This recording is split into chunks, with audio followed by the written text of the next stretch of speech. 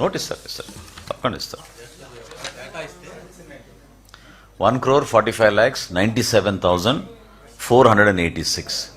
That is a new figure, new cards that we will give.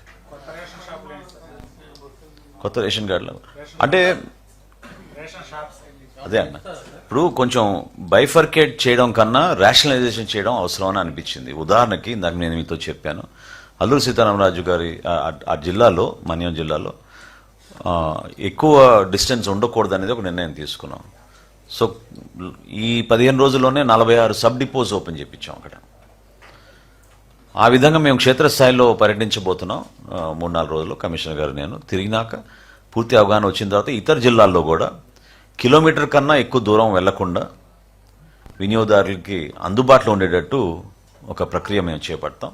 తప్పకుండా అప్పుడు మేము కార్డుల సంఖ్యను బట్టి మేము పెంచుకుంటూ బైఫర్గేట్ చేసుకుంటూ వెళ్తాం, రేషనలైజ్ చేసుకుంటూ వెళ్తాం.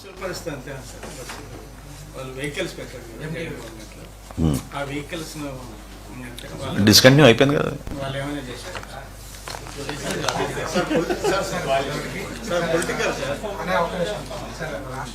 పెట్రోల్ డీజిల్ మనకి ఇన్ఫుల్ రేషన్ బాగా వస్తుంది సార్, బయట నుంచి వస్తుంది. దీనివల్ల ఏంటంటే స్టేట్ చాలా జిఎస్టీ కానీ ట్యాక్స్ కానీ కోరుకుంటుంది.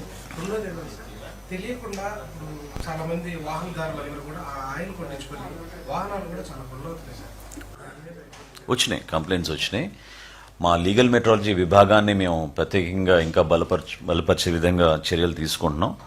రాబోయే రోజుల్లో ఖచ్చితంగా ఈ పెట్రోల్, డీజిల్ ఇతర రాష్ట్రాల నుంచి సుంకం లేకుండా తీసుకొచ్చి మన ఇబ్బంది పెట్టడం, మన ప్రాంతాల్లో కూడా వాటిని అమ్మడం అనేది మా దృష్టికి వచ్చింది. వినియోగదారుడికి ఆ క్వాలిటీ మెయింటైన్ చేసేటట్టు ఎక్కడ కూడా ఇబ్బంది కలగకుండా ఉండడానికి కోసం తప్పకుండా మేము ప్రయత్నం చేస్తాం. రాష్ట్ర వ్యాప్తంగా దానిపైన కూడా ఒక ఫోకస్గా మేము ముందుకెళ్ళడానికి ఒక ప్రయత్నం ఈ సంవత్సరం చేయబోతున్నాం డెఫినెట్గా. ఇది కాకుండా ఫుడ్ సేఫ్టీ పైన కూడా మా సబ్ కమిటీకి గౌరవ ముఖ్యమంత్రి గారు ఆదేశాలు ఇచ్చారు. సో దీనిపైన కూడా మేము ఒక కమిటీ ఏర్పాటు చేసుకుని సంయుక్తంగా ఆరోగ్య శాఖ మరియు మా లీగల్ మెట్రాలజీ విభాగం రెండింటిని కలిపి ప్రధాన నగరాల్లో ముందుగా విశాఖపట్నం, తిరుపతి, విజయవాడలో ఫుడ్ సేఫ్టీ పైన మేము కొన్ని స్పష్టమైన కార్యక్రమాలు చేసుకుంటూ ముందుకెళ్తున్నాం. పవన్ కళ్యాణ్ గారు జనసేన పార్టీ అధ్యక్షులు. మా పార్టీ అధ్యక్షులు సినిమా రిలీజ్ అయినప్పుడు మేము ప్రమోట్ చేసుకోకుండా వాళ్ళ సినిమాని మేము ప్రమోట్ చేస్తామా? మాకేం అవసరం?